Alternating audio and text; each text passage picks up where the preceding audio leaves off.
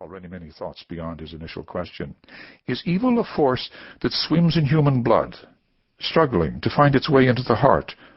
Or is it an external possibility, wanting to be formed? I would say man chooses evil rather than creates it. Human nature is saturated with evil as a result of the fall. We are all evil, and we are all good, Kevin said, tapping his foot. The good, the bad, and the beautiful. Dr. Francis nodded at the use of the phrase he'd coined, which referred to the man created in God's nature, the beautiful man, struggling between the good and the bad. The good, the bad, and the beautiful? Indeed. He stepped for the door. Walk with me, Kevin. Kevin ran both his hands past his temples and stood. Dr. Francis led him from the office and up a flight of stairs to the world above, as Kevin liked to call it.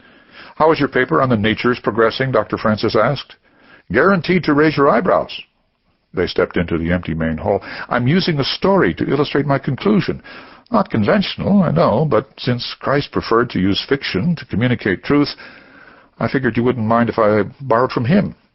As long as it makes the point, I look forward to reading it. Kevin walked with Dr. Francis down the hall, thinking that he liked this man beside him. The sound of their shoes striking the hardwood floor echoed through the chamber steeped in tradition. The older man strolled casually, his ready smile hinting at wisdom far beyond his words. Kevin glanced up at the paintings of the Divinity School's founders along the wall to his right. Bold, gentle giants, Dr. Francis called them. Speaking of evil, all men are capable of gossip, don't you think? Kevin asked. Undoubtedly. Even the bishop is capable of gossip, of course. Do you think the bishop does gossip? Sometimes. The dean's answer waited 3 steps. We are all human. They came to the large door that opened to the central campus, and Dr. Francis pushed it open. Despite the ocean breezes, Long Beach could not escape periodic stretches of oppressive heat. Kevin stepped out into the bright midday sunlight, and for a moment their philosophical bantering felt trivial in light of the world before them. A dozen seminary students walked across the manicured park, heads bent in thought or tilted back with smiles. 24 poplars formed an avenue through the expansive lawn. The chapel steeple towered over the trees beyond the park. To his right, the Augustine Memorial Library glistened in the sun. The Divinity School of the Pacific, south, was at a glance statelier and more modern than its parent, the Episcopal Seminary in Berkeley. Here was the real world, made up of normal people with sensible histories and ordinary families pursuing an admirable profession. He, on the other hand, was a 28-year-old convert who really had no business attending seminary at all, much less leading a flock one day.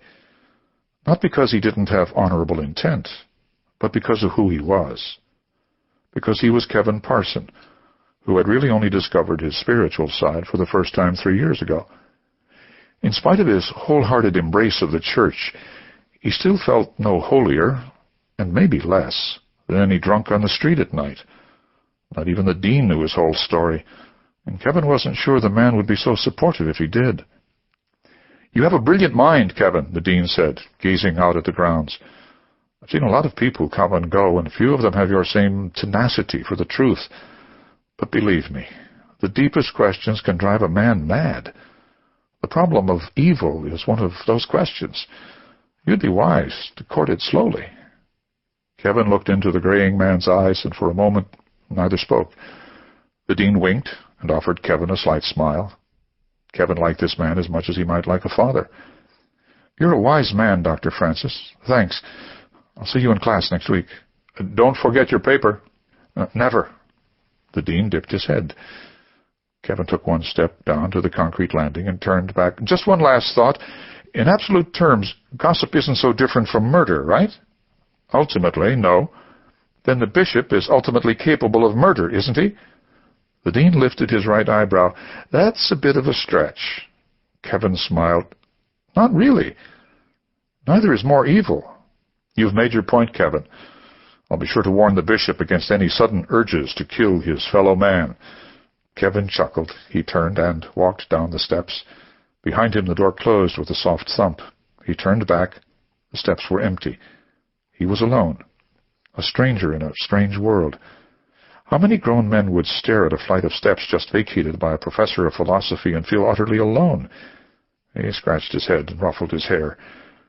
Kevin headed for the parking lot. The sense of solitude left him before he reached his car, which was good. He was changing, wasn't he? The hope of change was why he'd chosen to become a priest in the first place. He'd escaped the demons of his past and begun a new life as a new creature.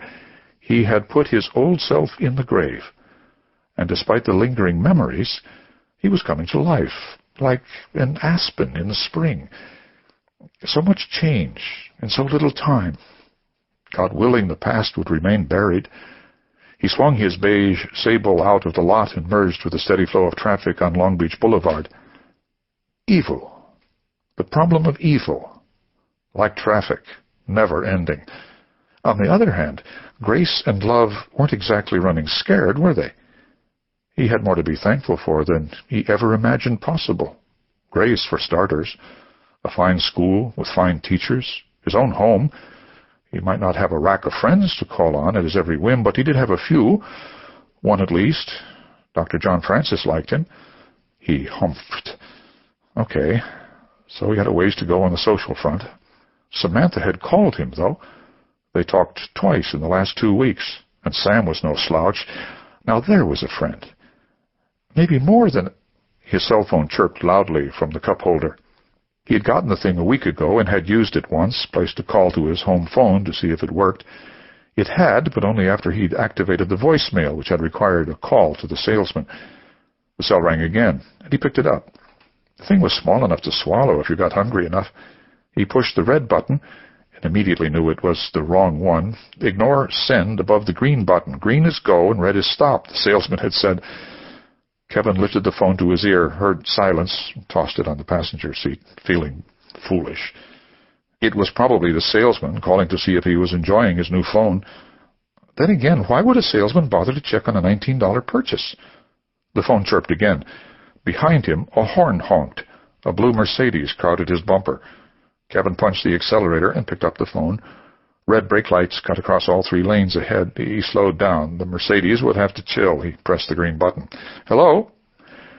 Hello, Kevin. A male voice, low and breathy, drawn out to accentuate each syllable. Hello? How are you doing, my old friend? Quite well, from what I can gather. How nice. The world around Kevin faded.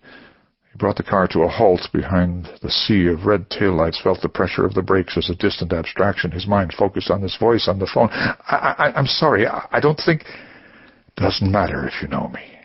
Pause. I know you.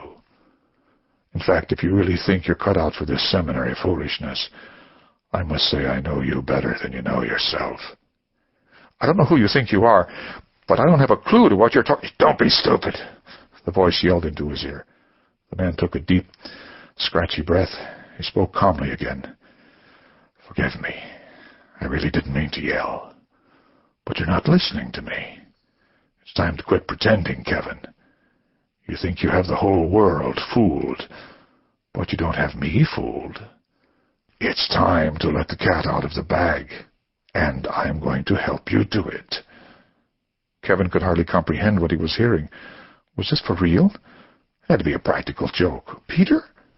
Did Peter from Intro Psych know him well enough to pull a stunt like this? Who is this? You like games, don't you, Kevin? There was no way Peter could sound so condescending. Okay, Kevin said. Enough. I don't know what... Enough? Enough? No, I don't think so. The game is just starting. Only this one is not like the games you play with everyone else, Kevin. This one's for real. Will the real Kevin Parson please stand up? Thought about killing you, but I've decided this will be much better. The man paused, made a soft sound that sounded like a moan. This will destroy you. Kevin stared ahead, dumbfounded. You may call me Richard Slater. Ring any bells?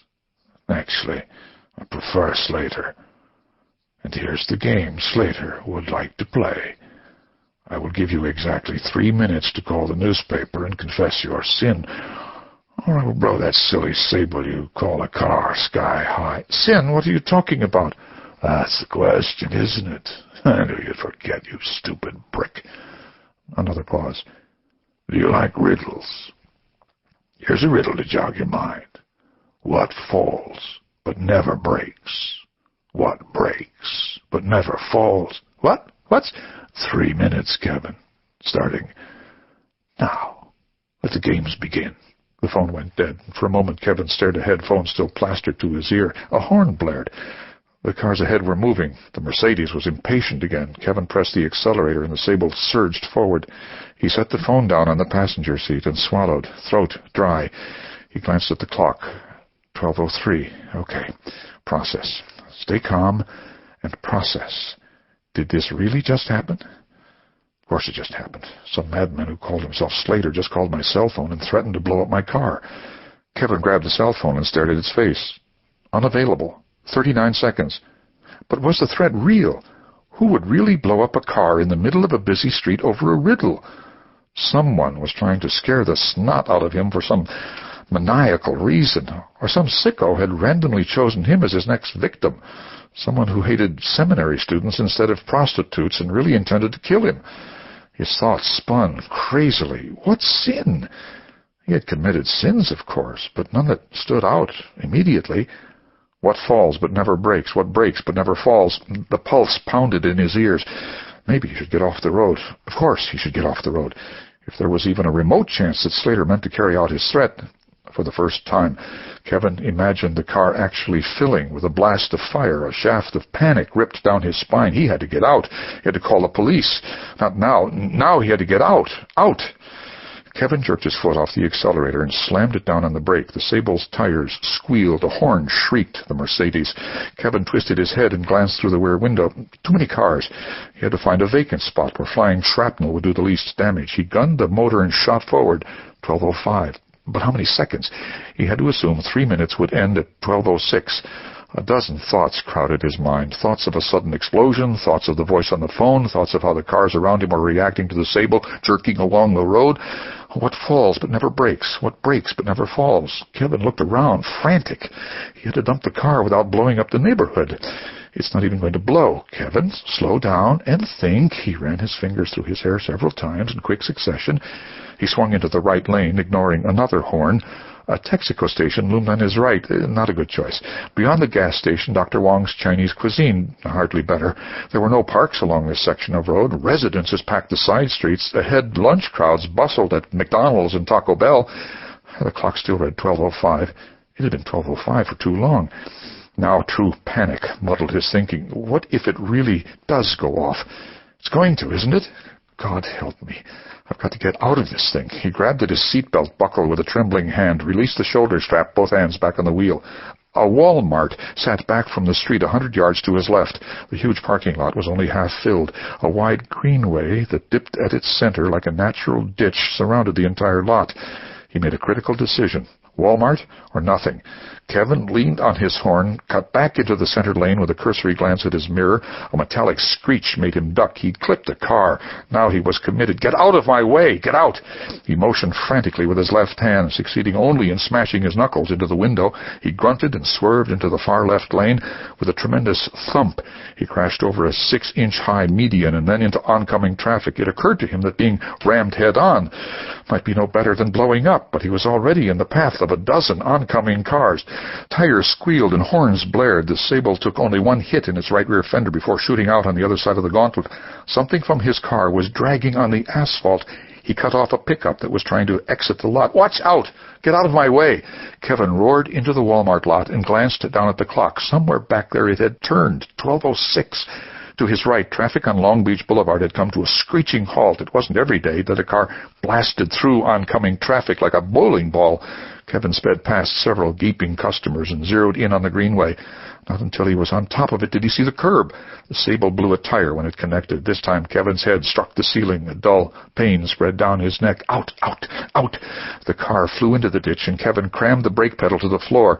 For a fleeting moment he thought he might roll, but the car slid to a jolting halt, its nose planted firmly in the opposite slope.